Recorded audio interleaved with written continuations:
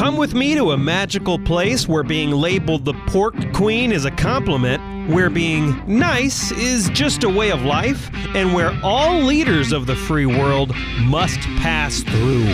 Welcome to Iowa. Whether you're a current Iowan, an Iowa expat, or an Iowan at heart, this show is for you. This is the Iowa Podcast. Real Iowans, real talk, no drama. From the Brady Dental Care Studio, I'm Justin Brady, and did you know that Iowa takes a pretty good chunk of agri-tourism money? I actually didn't know that, but agri-tourism is a little shocking. This is what we're talking about today, the growth, Iowa's role in this, but it's big time business. It's surprising to me. And so who better to talk about this than Kara Grupp, the operator of Three Pines Farm out of Cedar Falls. Kara, thank you for coming on the Iowa Podcast. I appreciate it. Well, thank you so much for having me. I'm happy to be here. You guys are doing some exciting stuff in agritourism. Maybe, if we're lucky, we'll hear some goats in the background today, everybody. It's very possible. Kara was warning me. She's like, well, I just fed them, but there might be a little bleeding in the background. So that'd be kind of funny if that happened. But everybody, we make it a habit here on the Iowa Podcast to bring you incredible Iowans every week with information that is off your radar or information you need to know about. So if you like that idea, go to iowapodcast.com, and right there is every podcast subscription badge you could imagine. Apple Podcasts, Spotify, Google Podcasts, those are some of the big ones. If you just click on it, it goes right to the show, hit subscribe, and an angel will get its wings. I have that on good authority. So, Kara, thank you so much for coming on the show. Let's start broadly, and then we'll narrow down. And this is, I don't know if you know this or not, you probably do, but the global agritourism market size is $70 billion in 2019 and is projected to reach $117 billion in 2027. Now that's global. Now in the U.S., agritourism income grew by 67% over 10 years. In 2017, 28,575 farms offered agritourism, amounting to almost $1 billion in sales. And in 2017, direct-to-consumer sales brought in $2.8 billion in sales for 130,000 family farms. So are you a part of this trend? I guess so. We have been lucky to be part of this growing interest in agriculture and ag tourism. We are a small family farm, and the most important part of the ag tourism piece for us is really the people and getting to know the people within our community, and then also welcome people from across the country and across the world and introduce them to this little slice of Iowa right here. Now, how would you, is there a breakdown at all? I don't know if you have the data, but if you guess, how much agritourism, visitors do you host at Three Pines Farm that are not in Iowa versus in Iowa? That's a great question. I am so not a numbers person. I am very much focused on meeting the people and getting to know the people and really making it an authentic farm experience, and a really warm and welcoming one. I don't want it to feel touristy, but I will say a lot of the people we get are local, but a lot of the local people tend to bring in people in their family or friends that are visiting from afar. So I would say maybe 2/3, 1/3, 2/3 more local to the state and 1/3 from all across. Yeah, so it's like locals planning reunions or get-togethers or outings or events, and then they're using it as a place to meet with other people. This kind of trend you're seeing. Here, yes, I would say that's definitely the case. A lot of people that are local really value sharing the experience of an Iowa farm with their visitors, whether that be family or friends. And I'm thankful that we have a unique space that we can really capture the multifaceted nature of an Iowa farm. Um, there's a lot more to an Iowa farm than just, and I shouldn't say just corn and beans, but but there's art and there's amazing food and there's music and nature, and I'm lucky that I can say that we have a lot of those pieces here. In addition to it being in the family for now 5 generations, I'm the 5th generation on the farm. So we have those pieces of history of what farm life was like for Iowans going back to when my great-great-grandparents came to the farm in 1856. About how long then? Because I want to get into the family farm aspect of it. In your family has obviously owned Three Pines Farm. I'm not sure if it's always been that name, but your family has obviously owned this farm for a while. So I want to get into that. But like, how long have you been doing the agri-tourism aspect? Has it been a few years, 5 years? Has it been a long time? Yeah. I did not grow up on the farm. I still hope to someday earn the title of a real farmer. I have great respect for those who can authentically own that name. But I was in the sciences and working at Iowa State before I came here. And then 10 years ago, that was when I came to the farm. And that was very much a star alignment situation. And thankfully, I had a lot of support from my family and friends, and then this community that I moved into. And basically, when I moved here, that's when it all started. So transitioning out of the sciences and onto the farm, what would that look like? And it began as a folk school, which is folk school is an educational model that came about in the 19th century by a Danish philosopher, poet, theologian, historian that centers education around values of community and relationship. So Grandpa's farrowing barn, which was in need of some TLC anyway, became converted into this folk school space. And that started, our first classes started in 2014. Very hands-on workshops, the arts, which is a big umbrella of culinary and fine arts and traditional crafts. And then it's just grown from there as we'd like to explore and allow people to experience more of that, again, multifaceted, small farm life. So you mentioned, like, in this handoff, you decided to come into the family farm. So I'm assuming around that period is when you started looking at like the agritourism aspect of it and hosting families. And is this a revenue kind of thing? Is this a way for the farm to increase revenue numbers on the same amount of land? Is that one of the primary motivators, or did you get into it for other reasons? Absolutely. This is my job.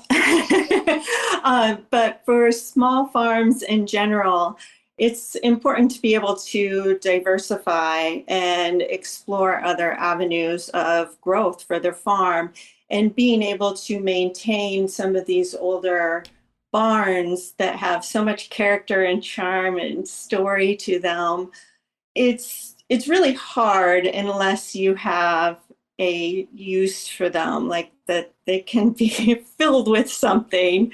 The smaller barns used to hold smaller amounts of animals, but the scale of agriculture has changed. So those smaller barns are really no longer being utilized for that. So it's a matter of thinking creatively and perhaps repurposing them in ways that they're still loved, they can still stick around that Iowa landscape, and really enchant people with their charms. I mean, I want to talk because you mentioned a clue there about barns, so I actually do want to get into that. And like, I know some are being torn down, and there are some that are just really they look like they've seen better days. But first, this might be a good time to kind of give us an overview. When I say agri-tourism, that's actually pretty broad. So from like a farm standpoint, on your property, what would an average guest see? Because one thing that is interesting to me that I'm pretty sure most people aren't familiar with is glamping. But so talk about glamping a little bit. It's really cool, but also kind of funny. And then tell me a little bit about what someone would expect on like a hospitality farm in Iowa, your place, of course, but around the country. Yeah, I can speak to my place. Each farm is unique in and of themselves and what they offer, of course, but a lot of farms are trending toward offering glamping or overnight stays in some capacity so people can really immerse themselves in that farm life and have a really special experience with that. On our farm, we recently added a really beautiful glamping location that's private to guests on 26 acres of remnant prairie. So that's prairie that's never been tilled up, which is also somewhat of a rarity in Iowa. Interesting. But glamping is luxurious, glamorous camping. So you're out in nature, but you aren't really roughing it too hard. So our glamping tent is a 16-foot round stargazer bell tent, the windowed roof, and queen bed, linen sheets, and antique day bed. It has a nice shaded patio lounge with dining table, little kitchenette, outdoor shower, and a really lovely outhouse. And hiking trails throughout, and it's removed from the farm by just a little bit. So you have beautiful views of the farm and you can walk up to the farm, but you're also in your own space, and it's really a restorative experience being out there. We kind of, I mean, not totally. We kind of did. No, I don't think even kind of fits. I think we did. We did an agritourism stay in, and now everybody in Iowa is going to beat me up, but Vermillion, South Dakota is like the first place we did this. There's a little tiny Airbnb out in the middle of nowhere. And we did that because my wife was doing some continuing education things at a university nearby. But we picked this because it was near, and we're like, it'll be interesting. And it was kind of like, and here's what's crazy. Of course, I've lived in Iowa most of my life, and I've been at Grandpa's farm a bunch. I'd imagine a lot of people in Iowa have been on the farm a lot. And I just never connected, for whatever reason, tourism and a farm. But I was just struck with how serene everything was and how nice it was to not have cars honking and subwoofers driving by my house, which is what I currently experience. And it was really, really nice. So the glamping thing is fascinating. You're basically in a luxury tent, nice linens, outdoor showers. I didn't know that. What else? Do people just kind of connect around the fire and do s'mores and read books, or are there other things that they do? Yeah, on our farm, we have a lot of offerings, and there is a seasonal element to them. But we, not just the glamping in the summertime right now, we have 4 baby goats, quadruplets. So we do baby goat yoga, and we do baby goat cuddle fest. We offer private dining experiences that really beautiful fondue parties, which you don't think of being on the farm, but farm and food, they go hand in hand. Heck yeah, they do. They sure do. And we also do more of a home style, but elevated comfort food, kind of thinking back to maybe what my grandma would have made for farm dinners. But we do feed and field dining experiences. Ooh, that's cool. Yeah, again, are private. So guests get to learn some of the history of the farm, tour around, have a really nice meal, meet the animals, feed the llama. So it's just a really nice experience. Maybe limit the technology for the kids, maybe a little bit. Do you have Xbox Exactly. hookups in these tents? There are Oh no. Oh outlets no. that you can plug in as a little solar Really? You gotta be generator, kidding but there's me. no Oh Wi-Fi my out gosh, there. that's so funny. Okay, so is this whole like there's this obvious let me get my thoughts straight. There's this big sustainability push in the last several years. Obviously, like people are being more aware to what farmers do to protect the land. It's always really funny when I hear someone talking like from a coast or a big city about sustainability and they're like lecturing the Midwest on how to do that. And I'm kind of like, yeah, like Iowa farmers have been doing that same thing for a really long time. Maybe you should go visit sometime. We kind of have it figured out. So, did this push for sustainability, did this push for farm to table kind of like encourage people to do a glamping or a farm camping experience, you think? Yeah, I sustainability is a very important issue for me Hmm. personally, and I hope that everything we do here carries forward an element of recognizing the value of everything we have. So even our hands-on classes, if you're making a traditional cold process soap, you have so much appreciation for a bar of soap after you've Oh, good gone through point. a class and you've made it yourself. You have so much appreciation for prairie landscapes, which, if you're driving by in your car, you may not really recognize them as being so diverse and beautiful and full of wildlife and wonderful, magical things. But once you're in a glamping tent out on this expansive prairie, you really take it all in and realize what a magical thing that is to be a part of that for a moment. And yeah, and definitely with our foods here, we always strive to keep those local connections with other farmers and build that up as well. I might get back into that a little bit, but I want to talk about what you said earlier about barn loss. Like, is this a problem in Iowa? Or are we seeing a lot of like classic and historic barns being torn down? Because you did put emphasis on like saving that barn on the property. Yeah, and I have my previous generations to thank for that too. Of course, everyone before me has done a very effortful job keeping the barns up. We have a lot of sentimental attachment to them, but yeah, I mean they can be very big, and maintaining any building, especially nowadays, is expensive. So in most of modern agriculture now, it's hard to find a use for them unless they're repurposed in some way, like how we're doing with agri-tourism.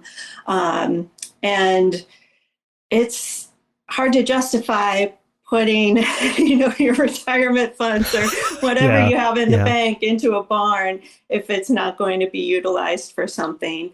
And right now, too, there's also a huge amount of interest in old barn wood, and that commands a pretty hefty price tag on the resale. So it can be more incentivizing to maybe not keep the barn around and not worry about it falling over and just taking it down and piecing it out. Again, thankfully, I can say that my family has done a great job of keeping them up, and I hope I can do my part in keeping them up too. How you mentioned agriculture change. How has agriculture changed over the last few years? And like, because you mentioned that maybe we don't use barns as much anymore. Like what changes have you seen? Yeah, oh my gosh. And for sure, I'm not an expert because I'm still trying to claim title of farmer someday. But I know from my dad and aunt, they grew up on the farm and they would have been kids in the 1940s. Just from their childhood to now, it's been such a rapid, drastic change from when my dad and aunt were kids. There were still horses out in the field. Yeah. Wow. Yeah. Farming, and they went to a one-room country schoolhouse too. And now it's obviously the equipment that's going out in the field is so tech savvy, and the scale of it is mind-boggling to me. But yeah, and having that shift in agriculture, it can be hard for beginning farmers to drop right into that. So ag tourism is also another way for people who are interested in getting into farming. It can give them a source of revenue and diversification and get them into kind of a different definition of farming for themselves to make that workable. I think a lot of people, especially, out, that aren't in farming culture, didn't grow up in Iowa or an ag area, they're kind of surprised that like farmers deal with quite a bit of technology. Like there was, automatic, combines long before automatic, like self-driving cars. Yeah, it's amazing what the equipment can do nowadays, and I would have no idea how to operate it. I am so glad that I respect people who are out there doing that, because that is something I would not know where to even begin. How do people find you? Like, because, I think a lot of farmers listening to this from random areas of the state are probably like, okay, this sounds cool and all, but how does anyone find a random farm in Iowa? Like, how did this start? It's just a passion project, excitement? We kind of touched on it earlier, but what was that moment where you were like, I need to do this? Yeah, I was actually measuring DNA concentration in the lab and thinking about what the future on the farm might look like. And Oh, interesting. that's when that all came to be. And it's just grown from there. And I hope people think it's cool. I hope people want to come out. Honestly, it's a lot of word of mouth. I have been very, very, so incredibly grateful for the people who have come out here, prepared to become my new best friend. You and the goats, yeah. Yeah, me and the goats. Because I've just met the most amazing people doing this from all over, and we get to keep in touch, and they come back and they share a word with their family and friends. So that's been really a driving factor, is word of mouth, because we're not on a main street. We are in the country for sure. So it's not like you get a lot of drop-in traffic, people wandering by. Yeah, right. I mean, like, your placement isn't exactly easy in the terms of location, right? You're kind of, you really have to find clever ways to attract people. Yes. And of course, social media is great for that nowadays too. That's been a huge driver in connecting the farm with new audiences and people from all over too. So, like, what would someone listening to this that's not in your area, like, what would be your advice then if they wanted to squeeze an additional bit of revenue out of their land and do something agri-tourism related? I mean, you can say, I don't know, or do you have any advice for them?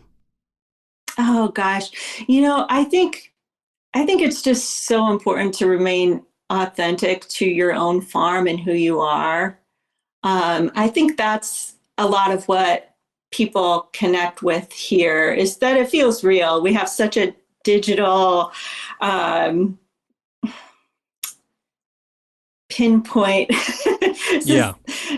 focus right now in the world, and having something that's just feels like home and feels Mm-hmm. real and has that Authenticity. connecting force. Yeah, it has Yeah. that authenticity to it. So I think each farm is so unique and each person is so unique. They would know best what would speak to their exact situation. Yeah, that's actually a really good point because it's not a magic formula that you just, flip a switch and it happens. It's obviously audience, who's the audience and what do they want, but it's obviously like, what's your unique area? Do you have some unique things? Is that the draw? So that's actually really good advice. So what other Iowa like agri-tourism things do you see across the state? Like what other attractions are there? I think before this call you were talking about like silos and smokestacks and other things. So what other attractions are there around the state that people need to get out into rural Iowa and check out?